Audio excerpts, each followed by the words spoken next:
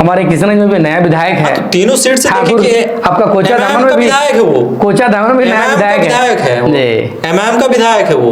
RJD वाले ने खरीद लिया उनको, ये एमआईएम का आरोप है, या वो चले गए। देखिए, जब तक बिहार में हमारी सरकार थी तो कम से कम 4 लाख नौकरी हम लोग दिए हैं कि यहाँ पे सत्ता आरजेडी ने भी यहाँ पे राज किए हैं, जेडीयू ने राज किए हैं, बीजेपी तो कर ही रहे हैं, बीजेपी एनडीए मिलाकर।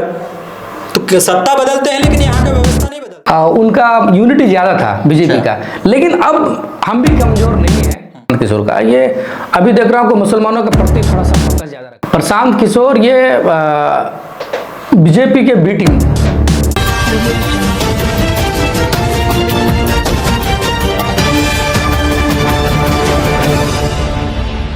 जय हिंद, आप देख रहे हैं द मीडिया लाइव और मैं हूं आपके साथ इकराम।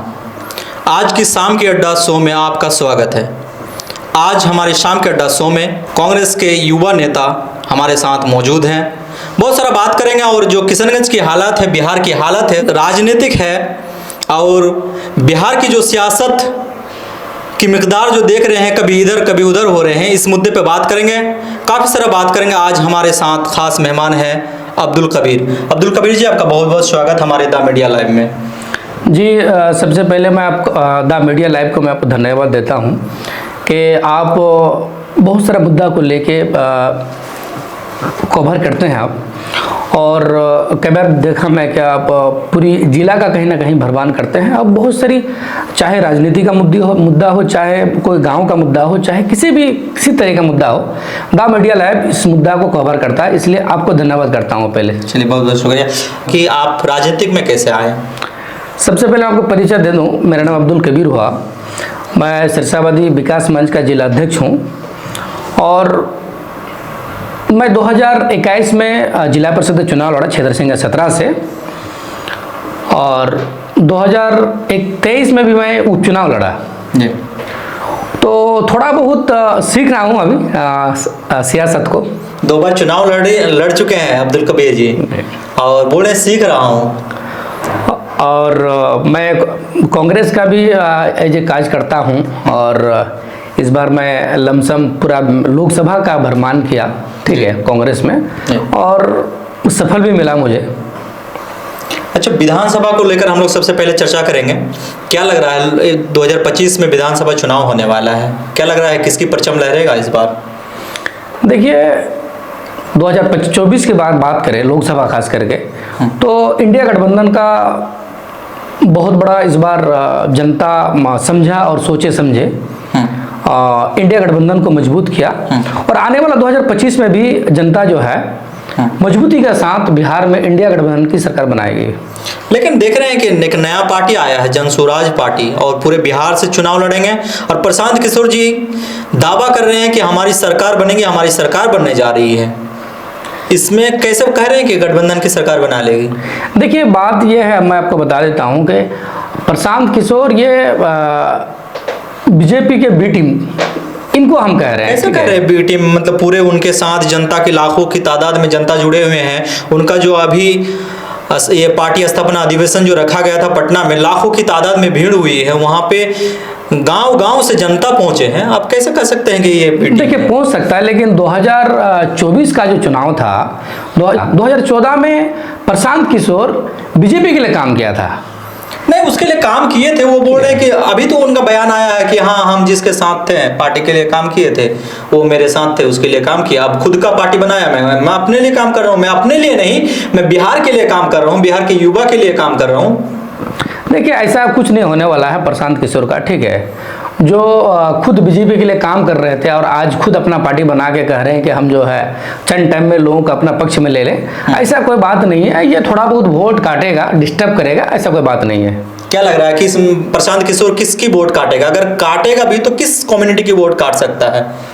देखिए, मिला जुला के ये वोट तो उसका मिलेगा नहीं, थोड़ा बहुत गलती से किसी का वोट पड़ जाए वही वोट मिलेगा उसको। क्या बात कर रहे हैं? अभी बोल रहे हैं, लेकिन किस कम्युनिटी का वोट जा सकता है? अब बोल रहे हैं कि बीजेपी का अगर बी टीम आप मानते हैं, ये चीज़ हालांकि सही नहीं है, क्योंकि खुद की बहुत बड़ी पार्टी बनाए हैं। अगर बीजेपी की बी टीम मानते हैं तो यानी कि बीजेपी की तो वोट नहीं काटेगा वो, एनडीए की वोट नहीं काटेगा, यानी कि गठबंधन की वोट काटेगा वो। देखिए थोड़ा बहुत इनका जो खास करके राजनीति देख रहा हूँ प्रशांत किशोर का, ये अभी देख रहा हूँ कि मुसलमानों के प्रति थोड़ा सा फोकस ज़्यादा रखा है, ठीक है। ये मुझे लग रहा है कि मुसलमानों को बांटने का काम करेगा ये, लेकिन ऐसा नहीं है। मुसलमान जो है सूझबूझ के साथ वोट देते आए और वोट देगा। लग रहा है कि मुसलमान जागरूक होकर मतलब इस चीज़ को समझेंगे। बिल्कुल समझेंगे, लेकिन मुसलमान कैंडिडेट तो इनके साथ जुड़े हुए हैं। जुड़ सकता है लेकिन वोट उसको नहीं मिलेगा।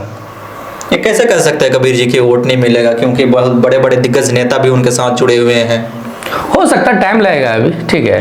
नया नया है, कोई भी चीज़ नया जो होता है थोड़ा सा जोश में रहता है। अच्छा, लेकिन होश भी खो देता है वो। अच्छा, क्या लग रहा है तो मतलब आपकी पार्टी जो है इस बार गठबंधन की किसके छवि पे मतलब चुनाव लड़ेंगे, कांग्रेस के या फिर आरजेडी के?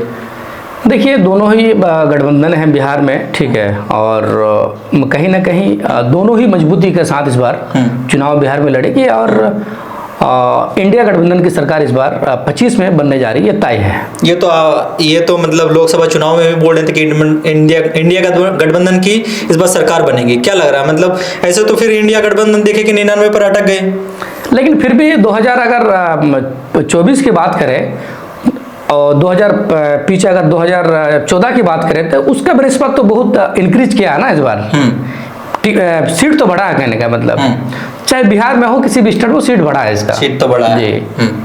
तो अभी कहने का मतलब है कि 2014 के बाद सांसद में लोग बोल नहीं पा रहे हैं, तो उनका कम्युनिटी का कहने का मतलब कि उनका यूनिटी ज़्यादा था बीजेपी का।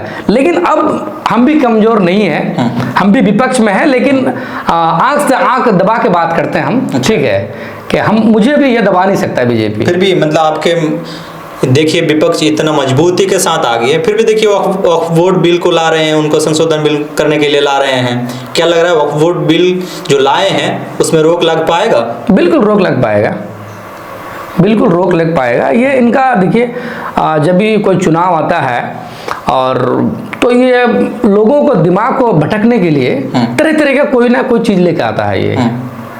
ये बीजेपी का मतलब फिर से देखिए कि बीजेपी का आला नेता मतलब फिर से एनआरसी को लेकर बात करने लगे कि एनआरसी जब कोरोना से पहले एनआरसी को लागू करने का बात था, एनआरसी होने का बात था, लेकिन नहीं हुआ कोरोना काल को लेकर। लेकिन फिर से अभी एनआरसी पे बात चल रही है कि एनआरसी कराएंगे पूरा इंडिया में। देखिए ये तो कुछ महीना से कुछ 1-2 साल से कहते आ रहे हैं, लेकिन इतना मजबूती के साथ मुझे तो नहीं देख पा रहा हूँ कि एनआरसी लगा देगा। ये नहीं हो पाएगा। तो क्या देख रहे हैं बिहार की राजनीति को, देख रहे हैं कि गठबंधन इस बार जो मतलब बात चली है कि जिसकी जितनी आबादी उसकी उतनी हिस्सेदारी, क्या इस बार इस बात को तय के साथ माना जाएगा और इस बार उसी हिसाब से कैंडिडेट चुना जाएगा बिहार में? जी बिल्कुल बिल्कुल। ये कैसे कह सकते हैं? अब मान लीजिए कि मैं बिहार किशनगंज की बात कर रहा हूँ, यहाँ पे मान लीजिए कि किस कम्युनिटी की अपनी अपनी आबादी है। अगर उस हिसाब से देखा जाए तो जीता हुआ कैंडिडेट को उसको फिर से मतलब टिकट काटना पड़ेगा उनका। तो अगर वैसे कैंडिडेट जीता हुआ कैंडिडेट अगर टिकट काट ले तो ऐसा कैसे मुमकिन हो सकता है? कहना तो सही है आपका, लेकिन वो आला कमान तय करेंगे, ठीक है। आला कमान ही तय करेंगे किस सीट को किसको देंगे, किसके पक्ष में देंगे। आप किस कम्युनिटी से आते हैं और आपकी क्या मतलब विचार है? मैं तो सिरसावादी कम्युनिटी से आता हूँ और मैं खास करके आरजेडी और कांग्रेस से मैं मांग करता हूँ कि कम से कम किशनगंज में 4 सीट है, तो मुझे भी 1 सीट दिया जाए कैसे। अच्छा, तो आपको सीट कैसे दिया जाएगा? यहाँ पे जीता हुआ तो आरजेडी के कैंडिडेट है, गठबंधन का ही कैंडिडेट है, सीट काट के कैसे देगा? लग रहा है कि ये मुमकिन होगा? ये आला कमान तय करेगा, ठीक है, लेकिन हमारी मांग है कि मुझे भी कम से कम सीमांचल में लमसम 13-14 लाख की आबादी, 15 लाख की आबादी है बिहार में सिरसावादी की। तो मेरी मांग है कि कम से कम 5 जिला है, कम से कम 2 से 3 सीट दिया जाए हम लोगों को। अच्छा, ताकि मजबूती के साथ यहाँ कांग्रेस और आरजेडी ताकि सरकार बनाने में कामयाब होंगे। लेकिन यहाँ पे देखिए कि मतलब आप ही का ये सिरसावादी कम्युनिटी का नेता यहाँ पे ये अब्दुल रहमान, उनका मैंने इंटरव्यू लिया, उन्होंने कहा कि जिस पार्टी से हमें टिकट देगा उसी पार्टी के साथ हम चुनाव लड़ेंगे। अगर कोई पार्टी हमें टिकट नहीं देती है तो हम निर्दलीय चुनाव लड़ेंगे। क्या लग रहा है इस बार? देखिए, इस बात में अलग अलग स्टेटमेंट है लोगों का। मेरा जो स्टेटमेंट है खास करके, कांग्रेस आरजेडी हम लोगों को जो है बरसों से, अगर आप पीछे जाएंगे तो हमारे मुबारक हुसैन साहब कहीं ना कहीं कांग्रेस और आरजेडी से विधायक रहे, मंसूर साहब रहे, अब्दुल शकूर साहब रहे। तो मुझे उम्मीद है कि सीमांचल से 2-3 टिकट हम लोग को देंगे इस बार। जी। लोकसभा में मिले थे? नहीं, लोकसभा में तो नहीं मिला था, लेकिन लोकसभा में मतलब देने की बात। लोकसभा में एक टिकट मिला था मालदा में शशावती को। जी, मालदा में? हाँ, कांग्रेस से। बिहार की बात कर रहा हूँ मैं। नहीं, बिहार में तो नहीं मिला, लेकिन जहाँ यहाँ पे आबादी ज्यादा माना जाता है। 20 में दिया था टिकट, तौकीर भाई को दिया था कटिहार से। अच्छा जी। तो इस बार नहीं मिला, तो लग रहा है विधानसभा में मिलेंगे टिकट? बिल्कुल मिलेगा इस बार। वो समीकरण तय करेगा, आलाकमान है, और जिसका जितना हिस्सेदारी उसको, जितना जिसकी आबादी उसको हिस्सेदारी मिले, ये आलाकमान हमारे तय करेंगे। कांग्रेस आरजेडी जो गठबंधन है हमारी बिहार में। जी। और हम लोग लगे हुए हैं कि ना टिकट एक मिलना चाहिए हम लोगों को। जी जी। तो क्या अगर एक टिकट अगर मान लीजिए कि दे दिया सिरसावादी को, सिरसावादी कम्युनिटी एकजुटता दिखाएंगे इसमें? बिल्कुल दिखाएंगे, बिल्कुल दिखाएंगे। फिर पता चला कि आपको एक टिकट मिल गया यहाँ से, किसी नेता को दूसरे जिला से, मतलब दूसरे नेता को कहीं और किसी पार्टी से टिकट दे रहा है, या इसी जिला में और किसी पार्टी से वो टिकट ले रहे हैं, ऐसा तो बट नहीं जाएंगे सिरसावादी? नहीं, वो हमारे जो गार्जियन लोग हैं वो फिर डिसाइड करेंगे कैसे क्या करना है, ठीक है। लेकिन खास करके जो बरसों से रहा कांग्रेस और आरजेडी का, खास करके हमारे लोगों को टिकट कहीं ना कहीं दिया है। जी। अच्छा, यहाँ की बात कर रहा हूँ मैं, किशनगंज की अब खास बात कर रहा हूँ मैं। किशनगंज में जो व्यवस्था है, सड़क की हो, स्कूल व्यवस्था हो, या फिर सरकारी बिजली व्यवस्था हो, या आपका नल जल योजना को लेकर काफ़ी सारा चीज़ें हैं, ये सब दुरुस्त नहीं देखा गया है। और कहीं ना कहीं यहाँ पे रोजगार की तो कमी बिहार में है ही, लेकिन सीमांचल के खास करके किशनगंज में रोजगार की बहुत ज़्यादा कमी है। और वो मैंने कई एक जगह शूट किया। तो क्या आपके नेता यहाँ पे लगातार आपके एमपी बन रहे हैं, तो क्या इस सब मुद्दे में कभी ध्यान दिए हैं या फिर कार्य किए हैं? देखिए, बहुत सारा काम हो रहा है, और कहने का मतलब है कि देखिए, जब तक आपका सेंट्रल में आपका सरकार नहीं हो ना, तो कहीं ना कहीं थोड़ा बहुत दिक्कत होता है। हम तो कहने का मतलब मेमोरेंडम देते हैं या फिर आवाज़ लोकसभा में उठाते हैं, लेकिन सेंट्रल में नहीं सरकार होने का कारण कुछ काम जो है डिले होता है, लेकिन होता है। लेकिन देखिए कि मैं सेंट्रल में मान लीजिए बिहार में तो आपकी सरकार थी, गठबंधन की सरकार रही।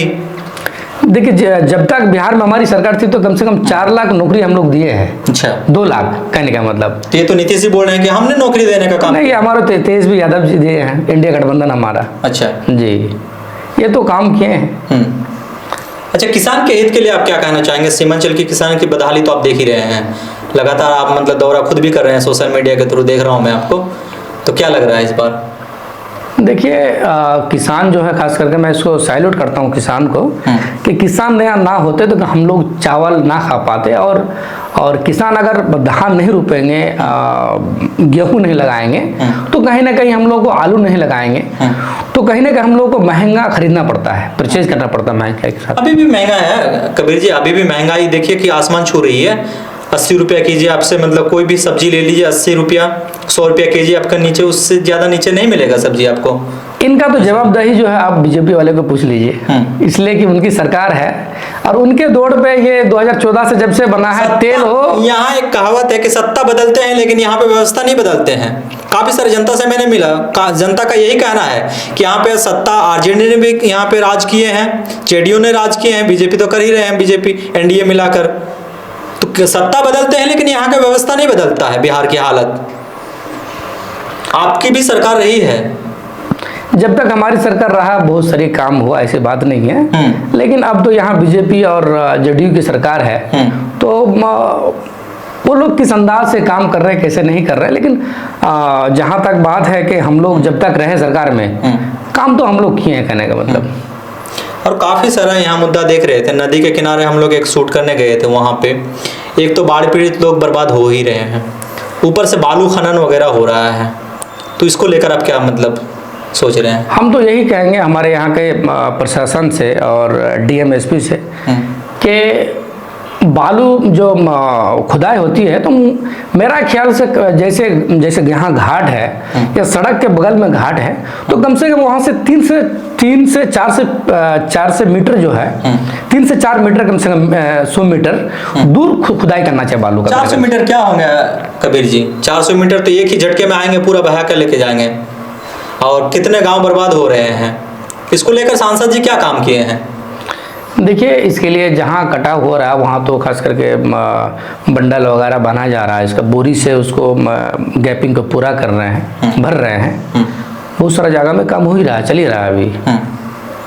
अच्छा अब्दुल कबीर जी, आप शिक्षा व्यवस्था से भी जुड़े हुए हैं और शिक्षा की हालत जो देख रहे हैं किशनगंज की, बिहार की, किशनगंज में खास करके ऐसे कोई यूनिवर्सिटी नहीं है ग्रेजुएशन लेवल की जो आम स्टूडेंट दाखिला ले सके, पढ़ सके, एडमिशन ले सके। ऐसे यूनिवर्सिटी नहीं है और ना ही कोई अच्छी कॉलेज की व्यवस्था है। गिने चुने जो कॉलेज है उसमें भी देख लीजिए कि मतलब बच्चे को एडमिशन नहीं ले पाते हैं, क्योंकि मतलब सीट से ज़्यादा मतलब काफ़ी ज़्यादा स्टूडेंट हैं।